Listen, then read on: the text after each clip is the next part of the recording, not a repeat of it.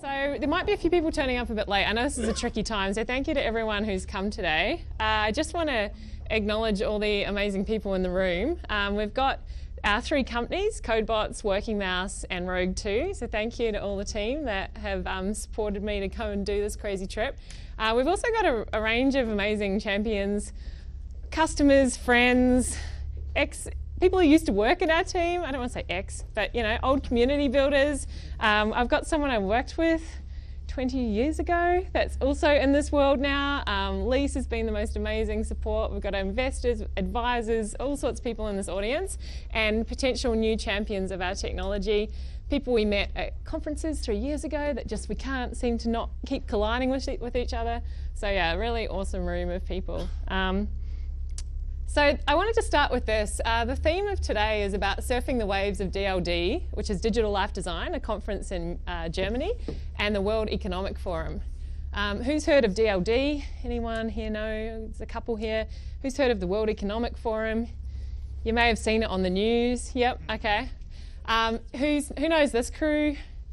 Yeah, I recognise a few faces. So at the start of the year, we had a strategy day, and each of our three companies went on a different strategy day. This is the Codebots crew, and we went to Rainbow Bay, and this is Point Danger. Doesn't look that dangerous this day, but we wanted to go there. Evan and I were talking about when you're a startup and you're launching something new into the world, part of it is about knowing which wave to catch. And also knowing when the waves are coming in and how to use the momentum of what's already there to get you where you need to go. So I just wanted to start with this because this was the day before I left to go to Munich. So you can imagine, I went to Germany, I got on the plane, and when I get on a plane, I always buy a magazine before I get on the plane. And the first article I read had this quote, and there's this famous Italian poet, and he has this poem that says, "Your footsteps are the road, nothing more. Wanderer, there is no road. The road is made by walking." And so I was wearing my little pink suede shoes that I've got on today. And my way of working out the world is to draw pictures and to make sense of it. And I was like, I felt like a bit of a pioneer. We have this new platform which we launched that week that was available to the public, this Codebots platform. I had all these people in my network that I knew wanted to do amazing things, and I was trying to work out how do I put these two things together. I got this incredible invitation to go to this conference, and I was like, I just need to go. I feel like there's enough ingredients here. Just find the road of where we take Codebots and how we connect the world. And I had this feeling at the end of last year. And I don't know if you guys get like a voice in your head every now and again, and it kind of gets louder when you need to kind of make a change in your life or you need to do something. It's led me to all sorts of crazy ideas. But the one before that, I rode a bike around the world, so I have to be careful with the noises that I listen to. But this one was telling me that we have something in our hands here with this technology that the world needs. We just have to work out how to get it out there. I knew that I couldn't do it by myself, but I knew with the help of the champions of the people in the room here today that maybe we could work this out. So I went pretty open-minded. A little bit scared, to be honest. DLD is, sorry, I'll come back to that. 1,000 people they invite to this conference. So you can see we've got an astronaut, we've got someone with a loudspeaker, I think that's a journalist. We've got entrepreneurs, you've got scientists, engineers, startup founders, a real mix of people, and it's invitation only.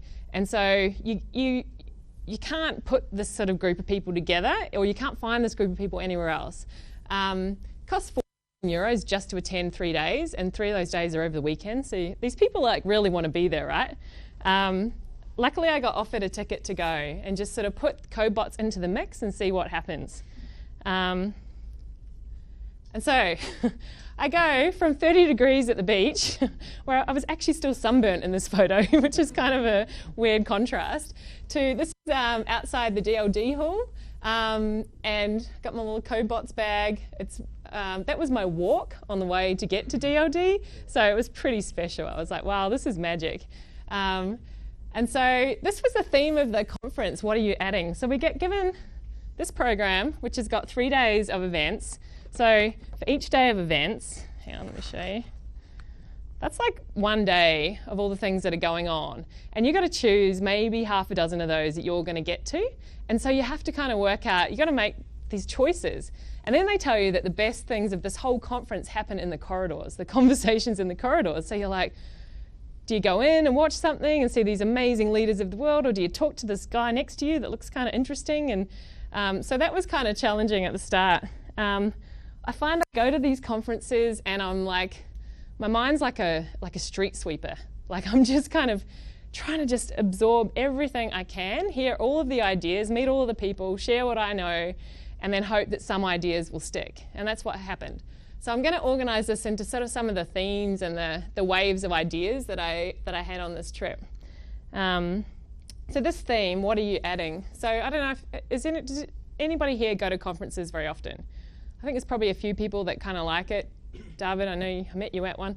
Often they have a theme, and this one was very much about asking you personally, what are you doing? What are you adding? What are you bringing to this conference? And it's quite a confrontational question because it really asks you to think, what am I adding? What am I going to bring to this? Why does anyone care that I'm here?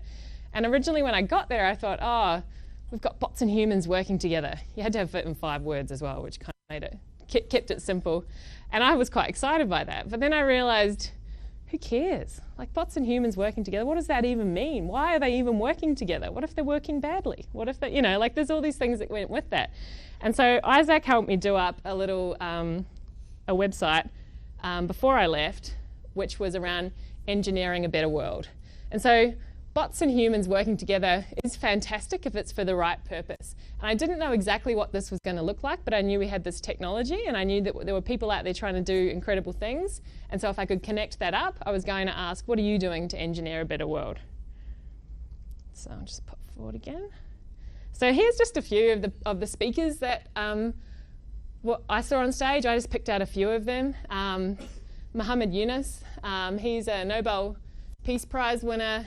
He started the Grameen Bank in Bangladesh, and it was like your grandfather was on stage telling you off. You were just like, oh my gosh. He's like, I'm not angry, I'm just disappointed. You know that feeling? It was like, yeah, I know, we've got to sort this out. I'm sorry, Mohammed. Then we had Jeremy Rifkin, who's this like socialist economist who's got the Green New Deal, and he's got a plan of how do we actually put this in action, not with the fourth industrial revolution, we can't wait that long. How do we use existing technologies and what we have right now to make the change we need? He made a rule, everyone phones down, you just had to be in the moment, and it was so engaging.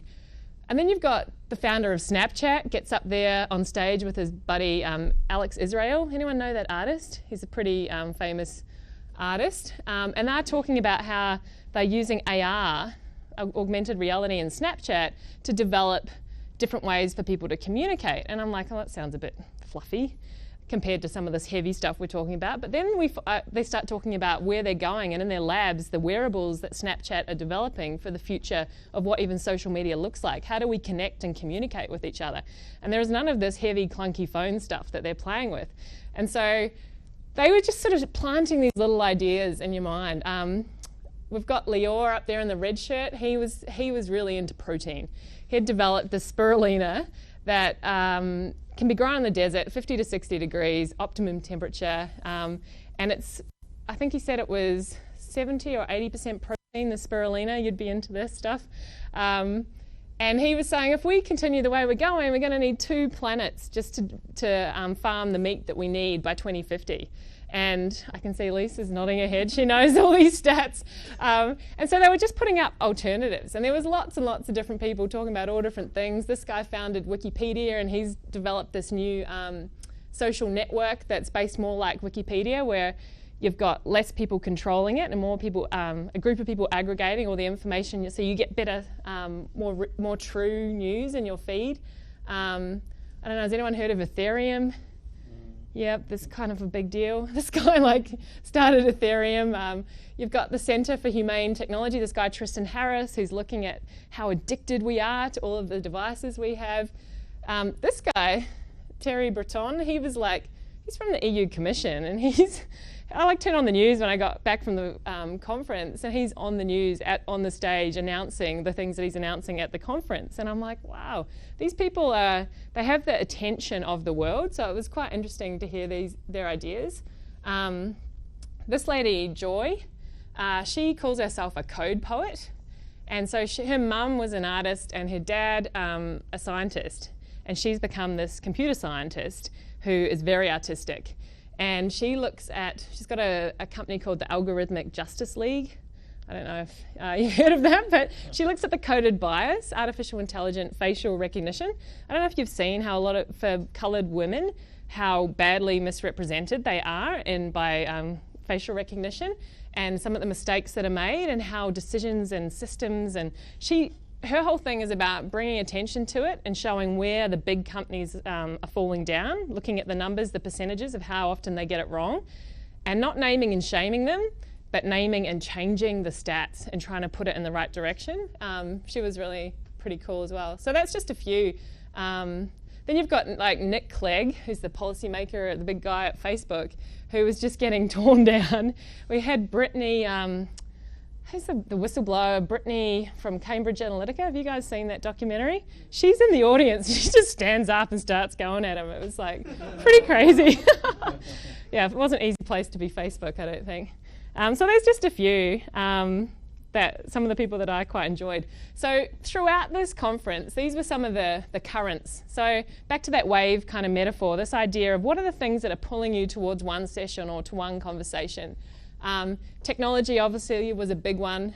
Sustainability was a very, very big topic. I knew it would be on the agenda, but I didn't realize quite how much. And then transparency, like how do we bring trust to all of our institutions, our systems, our technology? That was a huge topic as well. So then within those sort of currents, some of the big waves that just kept knocking me over were quantum computing. Who actually knows what quantum computing is? Just roughly, show of hands. Who thinks they know what it is? Who could stand up and describe in a sentence what it is? Please give me a go. I think the idea is that instead of a normal computer where your bits are either 1 or 0, the bits in a quantum computer can be like both 0 and 1 at the same time. So it opens up a lot more computing potential for like power and other applications. Everyone happy with that? Can see the future? Yeah, it's quite intense. Like I think you sort of hear these definitions, and I saw quite a lot of high level sessions on this, but they had deep dives, which I didn't go into, where they actually looked at what they're developing already.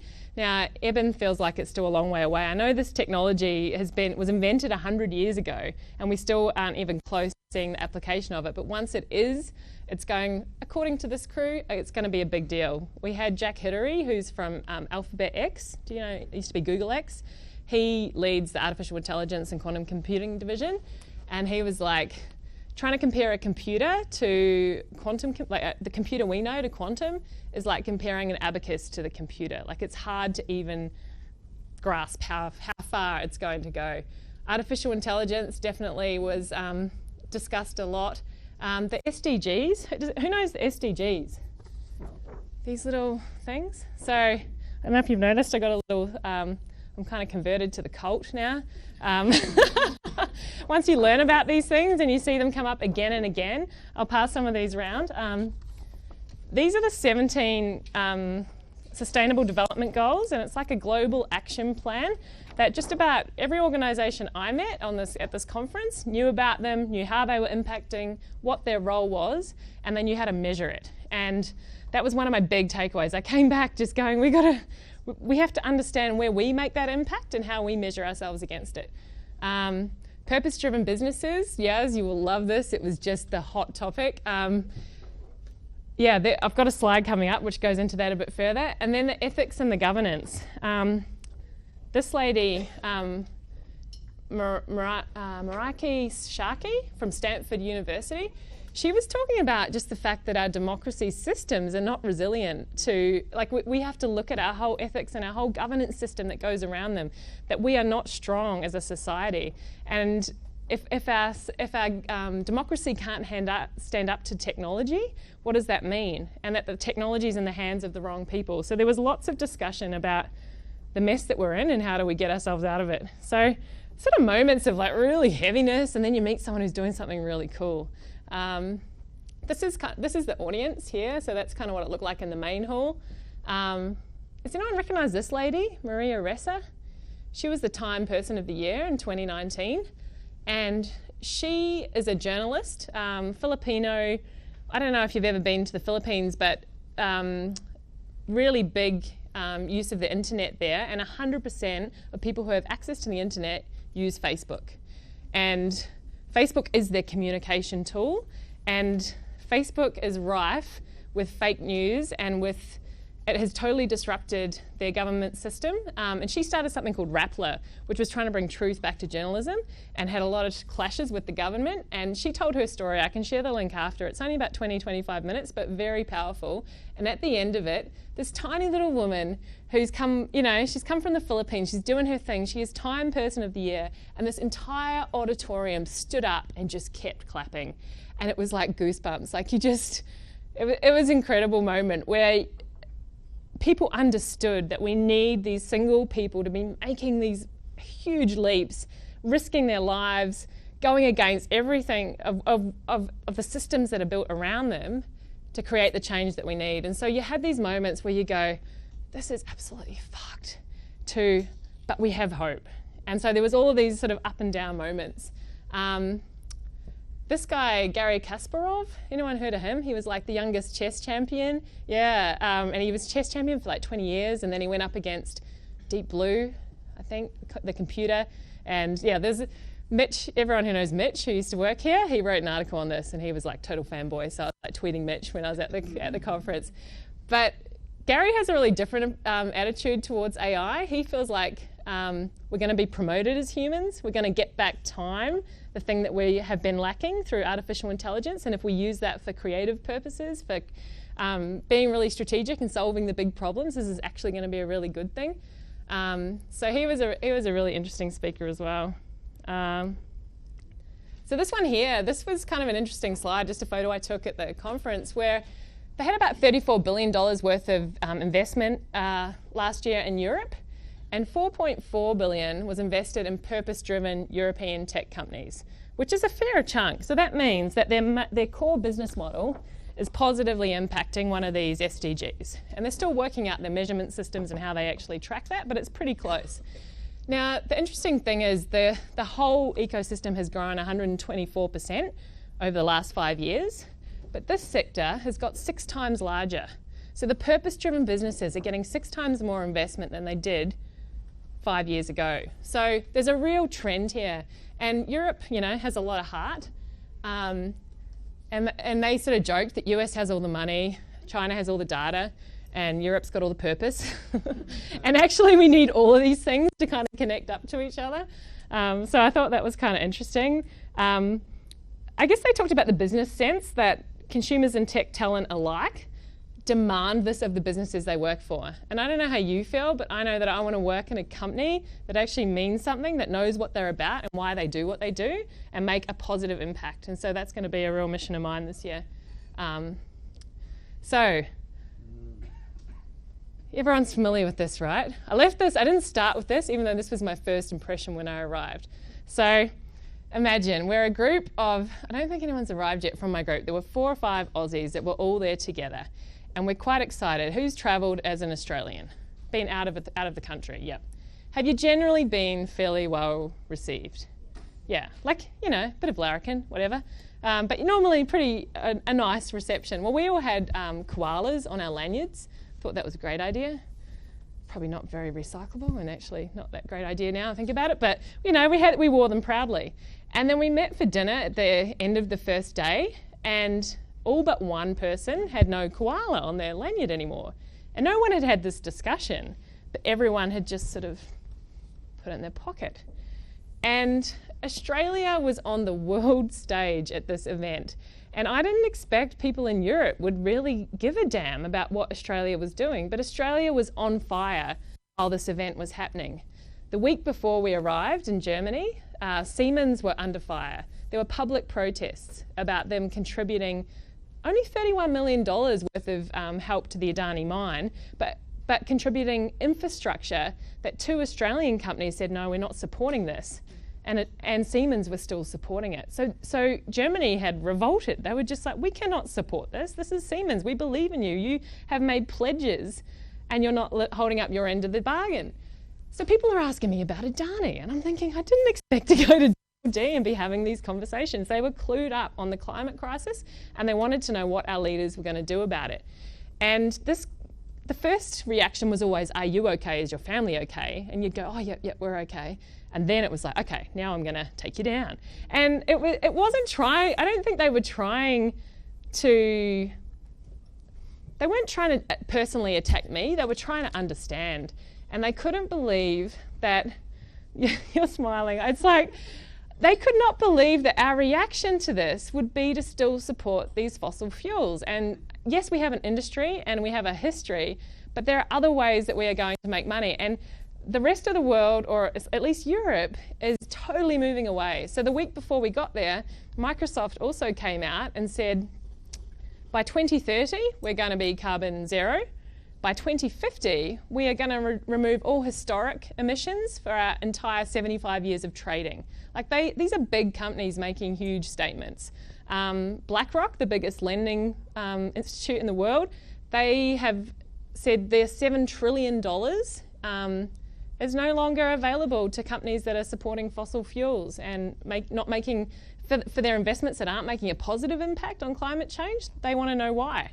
And so there's this movement, and I guess, we talk about waves, like this wave is already in Europe, that tsunami is coming. And I think it was such a wake-up call for me and for these other Aussies who were just like, I felt really stupid. I didn't have the answers that I wanted, and I realised I wasn't literate enough on these topics, and it was embarrassing. So this is a little bit of I guess it's sort of a little bit of a sad point of the trip, but it was also probably the bit, I got to do something. We've got to do something. We've got to clean up our own backyard. And so we've come up with some ideas here for us as a company, the way we can start, and then let's take that further. So I'd just point out as well, this slide came up, I reckon, about 12 times on different, it was crazy. Like people kept using Australia as the case study. It was bizarre. So anyway, the other thing that came up a lot on slides were these sustainable development goals, and you're going to hear me banging on about them. I've laminated some things that we're going to just keep passing around, and this is going to underpin a lot of the work that I do with Codebots.org. So in the room today, we've got some people that are really passionate about these topics. I think for Yaz, who's got a startup that's very circular economy, I'm guessing responsible consumption and production would be very much for you, number 12. What about for you, Lise? Climate action, yes. Lise is all over climate action. Anyone else got anything they're working on that kind of touches any of these goals, would you say? Dave, yeah? Yeah, climate action. Climate action? Yeah, cool. And Tia? I would say all of them, but in general more around the quality education and partnerships for the goal. Yeah, cool. So everyone I met could articulate what their goal was and how they connected to it. So that was interesting for me. And then I was like, I had like little moments of like, it looked familiar to me, and I'm like messaging Isaac. I don't know what time it was where you were or what time it was when I was. Might have been a bit of jet lag. But I was like, I've seen that grid somewhere before. So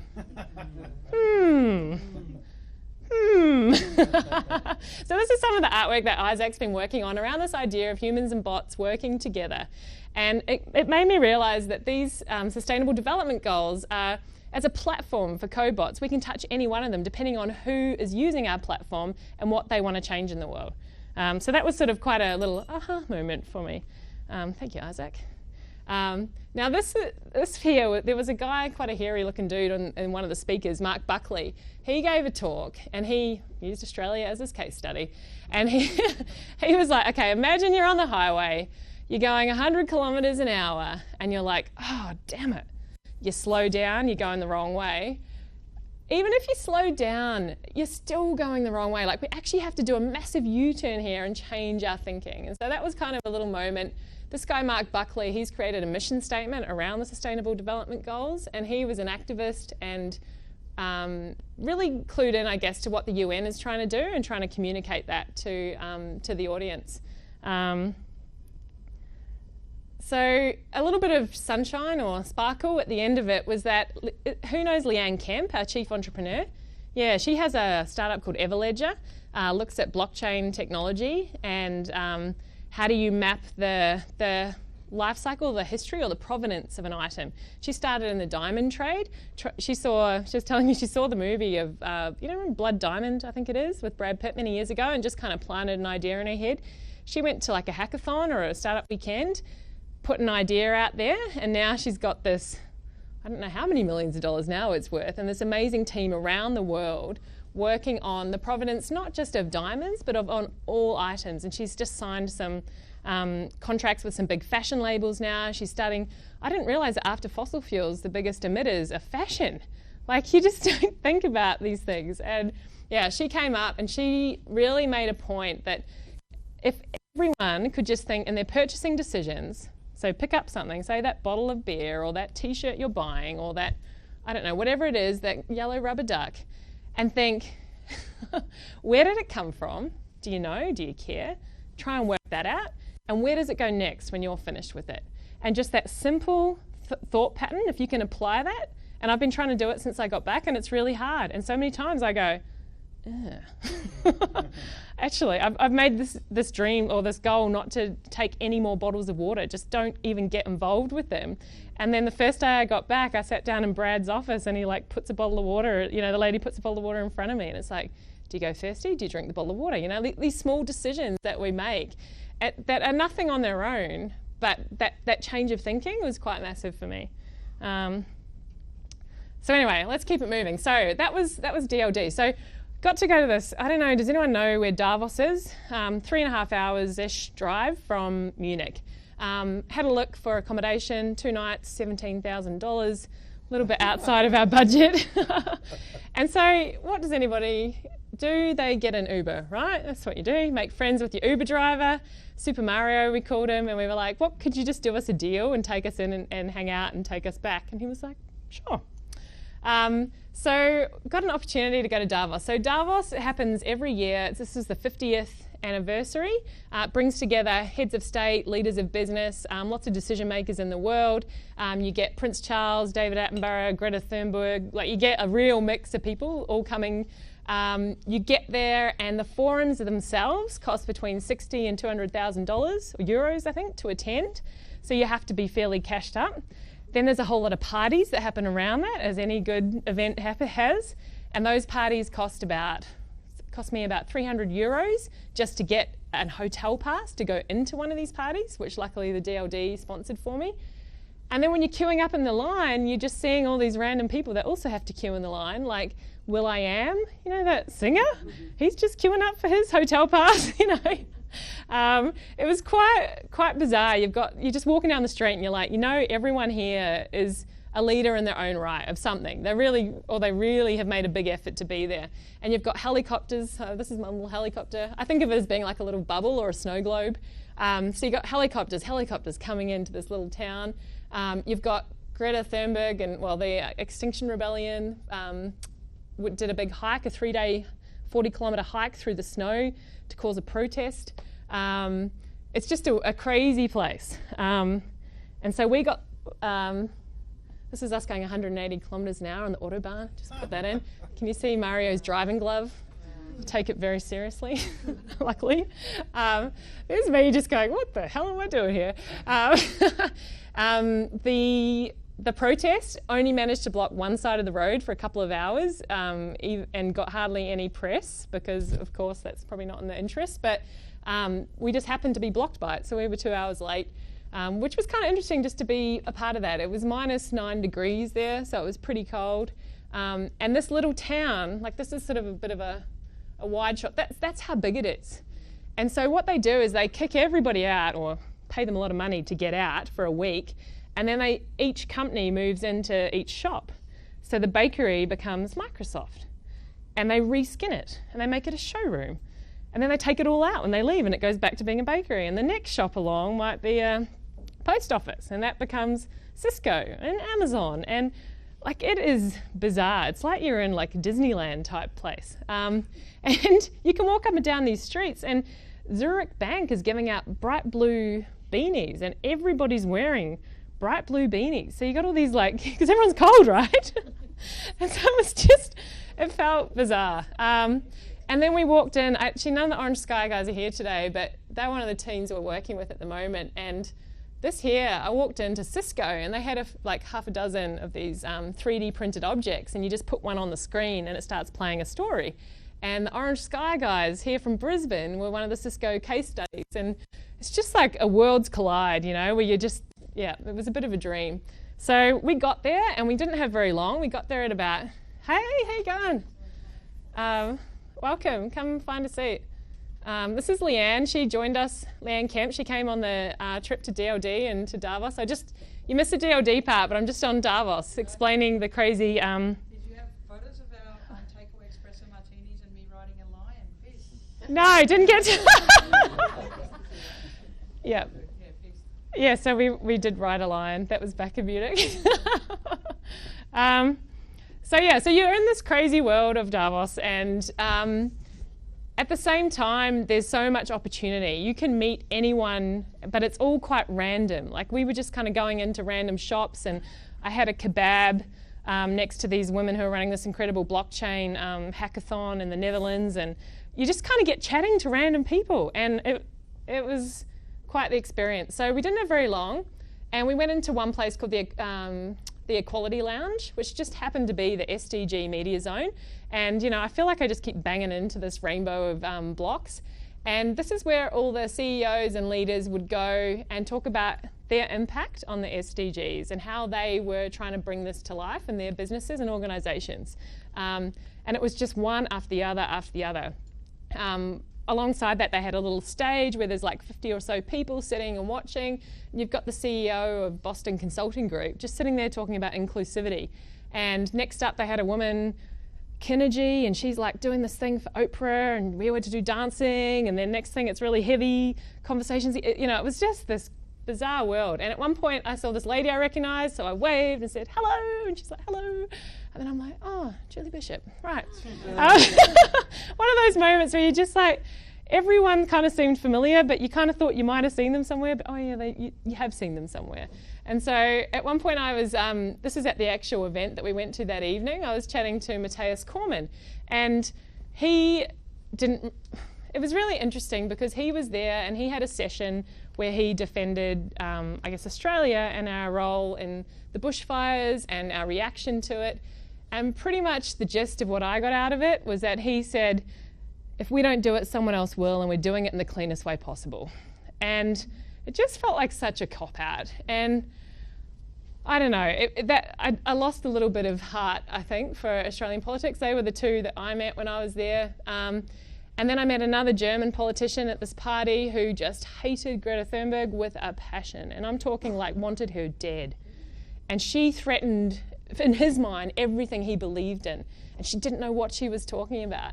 And so it was just incredible to see this difference in reaction. You had some people who were so pro, let's do this, let's make this change, and other people who everything that we want to change kind of threatens what they've already got and what their future is. And so Liam made a really good point to me the other day. He's like, it's like you've got two really great tennis players, amazing at their game, hitting shots back and forth, but on next door courts, you know, they're not actually hitting on the same court. So how do we get them hitting on the same court? And this SDG piece for me was quite powerful because it gave us all a common language and a global set of goals that a target to go for. Now the target is quite ambitious. By 2030 we have to make some massive changes, and we'll go into that a little bit more. Here we go. So so this was Leanne doing her, maybe you want to say a few words rather than me describe it, but Leanne did she signed this incredible, she was how many panels were you on? Was it 2 forums? Or? No, it was in 16. 16 panels in 4 days. I bumped into... 16 panels. So people don't know our politicians, but they know Leanne. Like, I was like a groupie. I was like, yeah, I'm here with Leanne. Oh yeah, everyone knows who Leanne is. It was quite incredible. But Leanne is doing so many amazing things, trying to make the change that we need. So she has a startup, obviously, in blockchain, but this here is her signing the Future of Sustainable Data Alliance. So there's a group of different organisations that are part of this. It's all through the UN as well, the compact. The UN, yep. The IMF, the International Monetary Foundation Federation, Christine And this is quite a significant moment, right? Like this. It's stupid big. Yeah. So at the moment, I guess I said one of the themes of this conference before at DLD was around transparency and trust.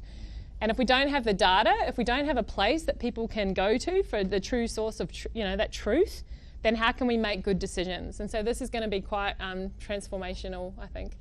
And then over here you've got Greta who's just speaking her truth, and you've got Donald Trump speaking his. And one of the things or the nice concepts that came out of it for me was people talking about this thing called the Greta Effect. Has anyone heard of this term? This idea that Greta has given a voice to this whole new generation, but not just that they have a voice, that they're having these discussions at the dinner table, they're becoming climate literate, and they're actually almost encouraging that change from the bottom up. They're asking the questions to their parents, like really hard questions, like why is it this way? What needs to change? So yeah, it was a pretty crazy experience. This is just, I thought might be interesting to you guys. This was looking at, they put together the Future of Jobs report as part of the World Economic Forum. And in 2015, these were the top 10 skills that you needed in the future of work or jobs. And you can see, I mean, none of that's too crazy. You kind of go, yep. What I think is really interesting in 2020 is that creativity has moved to number 3. And we didn't even have emotional intelligence on there 5 years ago, and it's now number 6. So this complex problem solving and critical thinking in groups of people is always going to be important. But doing it with creativity and with empathy, like having that emotional intelligence, this is the future we're moving towards. So now I just want to play a little happy video. 60 seconds, it'll be really quick if you could just click it. So this is just looking at the challenge we have ahead of us and the gap.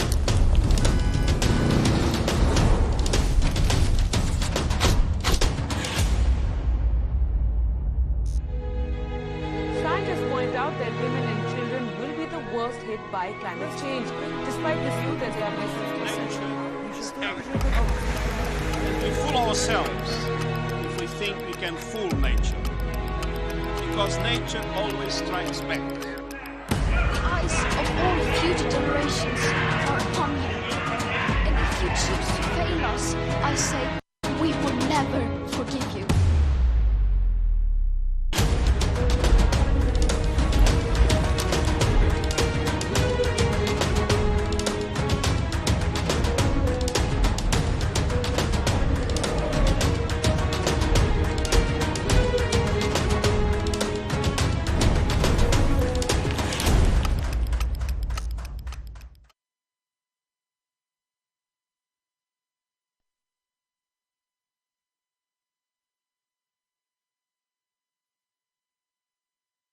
We got this warning in 2015 and we haven't made much progress. So it's like we needed to go up here and we've just kind of been cruising along here. And if you look at the emissions of the bushfire, we've already used up all of our emissions for the year. I'm guessing that's correct, at least. Can you fact check me there? Yep, thank you. And so we need to make some changes. But this can all feel a bit overwhelming. Like, what do we do in Brisbane with what we've got to start making these changes? And so it's great to know that there's these incredible young leaders that were there at World Economic Forum. Like, Greta's one, but there are dozens of others from all different countries that are there speaking their truth and making a plan and leading the next generation. And these guys are going to be voting soon, which is really exciting, I think. And I think some of these older politicians, the particular one who wanted to kill her, he's scared, right? This is not good for him, nor should it be. And so I guess this is just something I wanted to show from DLD. So on the stage at DLD, you've got, this is Beppo, the street cleaner. Now he was just this paper statue that was leaning there the whole time. And I never knew what he was doing, you know? I was like, I didn't know his name was Beppo either. And he was just kind of like hovering over the shoulder. And so I just want to read you this little bit from the story it comes from. So Beppo's from a story called Momo. So sometimes when you've got a very long street ahead of you and you think how terribly long it is, you feel sure you'll never get it swept. He gazed silently into space before continuing, and then you start to hurry. You work faster and faster, and every time you look up, there's more to sweep. And you try even harder and you panic, and in the end you're out of breath and you have to stop. And still the street stretches away in front of you, and that's not the way to do it. He pondered a while and then he said, "You must never think of the whole street at once, understand? You must only concentrate on the step, the next breath, the next stroke of the broom, and the next, nothing else." And then he paused for thought before he added, "That way you enjoy your work, which is important because you make a good job of it, and that's how it ought to be." And then there was a last silence as he went on. "And all at once, before you know it, you find you've swept the whole street clean, bit by bit. What's more, you aren't out of breath, and that's important too." And I thought that was a really nice story, and it kind of is a good example of we've got so much to do, but if we sprint at this, we will get tired and we will annoy people. And I don't want to come back and be preaching about this. I just want to share this is something that is happening. There is a wave, and it is already in Europe, and it is on its way to Australia. And do we want to be prepared for it? And what can we do to help make that wave or that transition more smooth?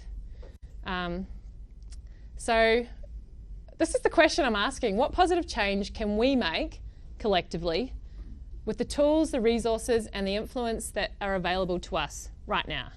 And that comes back to that question, what are you adding? What have we got? And so I've been asking that question of myself, like in my home, in my family life, like what can I do?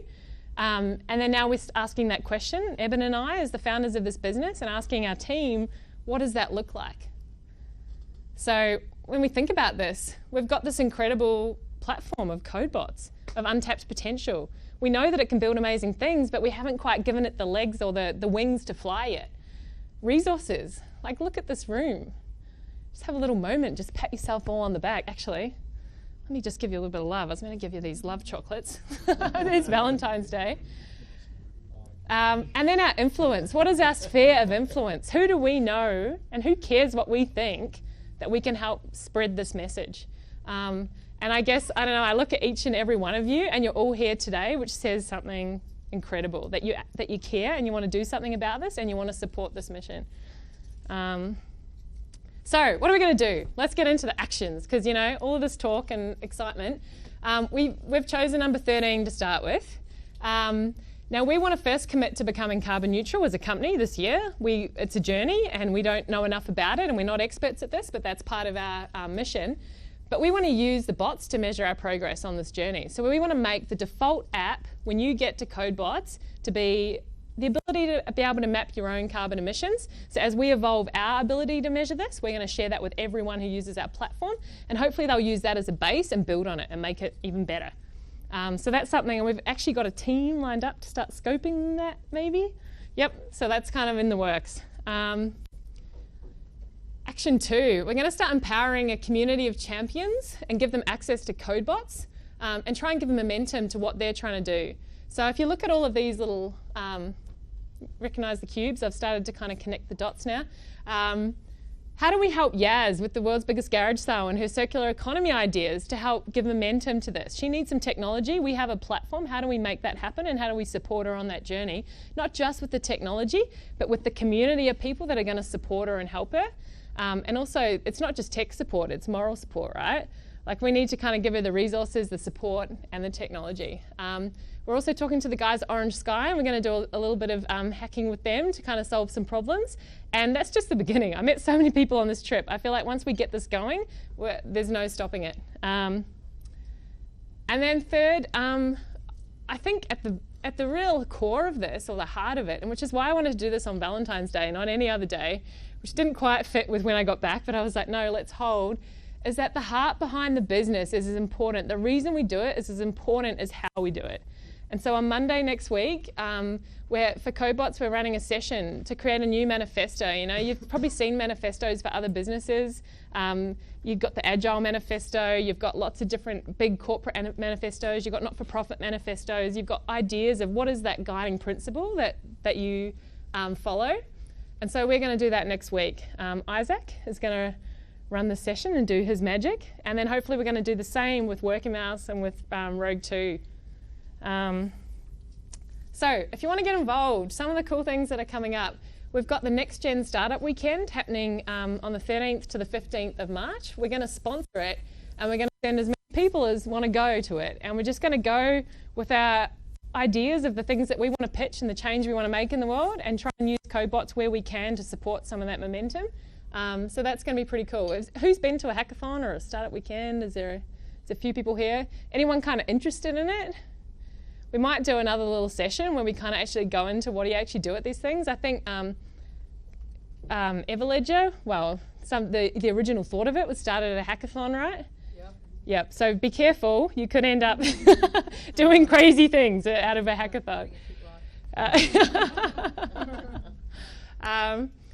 I guess the next thing is about sharing your knowledge or your network. Like, we are not experts at carbon footprinting. We do not know what we're doing. I've started talking to people, but but this is the journey, and we have given that power away. We have said there are leaders, there are experts out there who know how to do this stuff. I don't need to know. And then you go, well, I'm too small to make a difference. And I'm calling bullshit. I'm saying we've all got the power to make a difference in some kind. And so we're going to have a go at it. So if you know anyone in your network, Lise, I'm looking at you. We're going to be kicking that off soon. And also other champions who you think, wow, they are doing good things. Think about those 17 Sustainable Development Goals, and they need technology.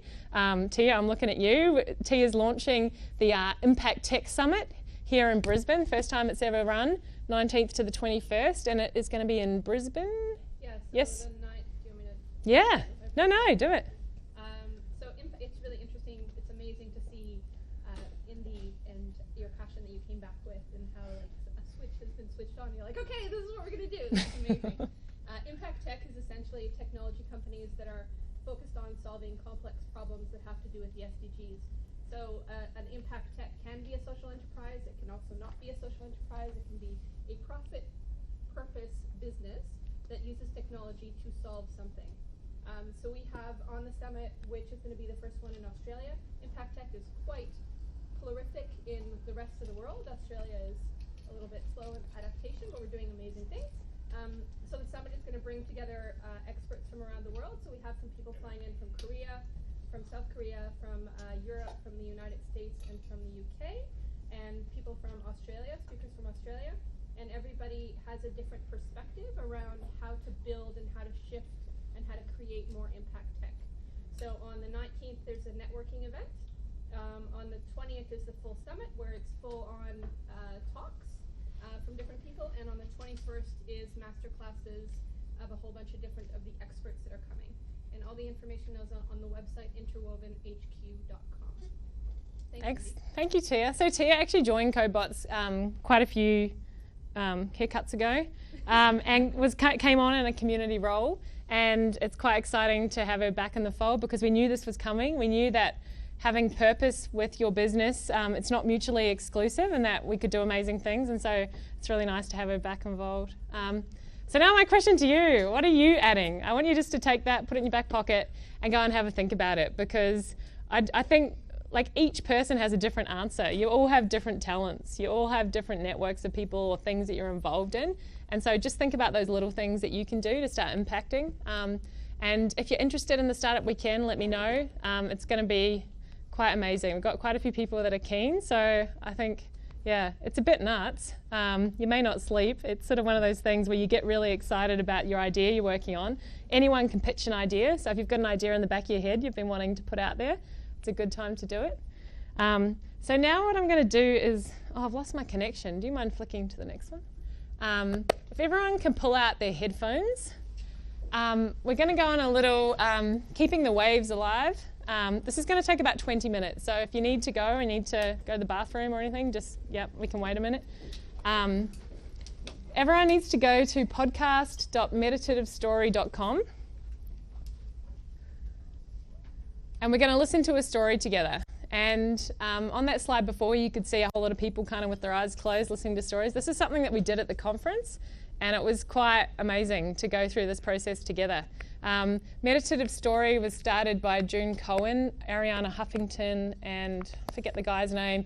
And they basically had an idea that if they could tell these life-changing stories of kind of notable people, and they could put some reflective, sort of meditative questions within the stories, it could be quite transformative. So they're really good stories. There's about 20 in the first season already. I think this is on to the second season. The good thing is Salesforce sponsor it, which isn't necessarily a good thing, but it means they're really good quality because they can pay for all the really expensive gear. And yeah, so once you've got it loaded, maybe just put your hand up and then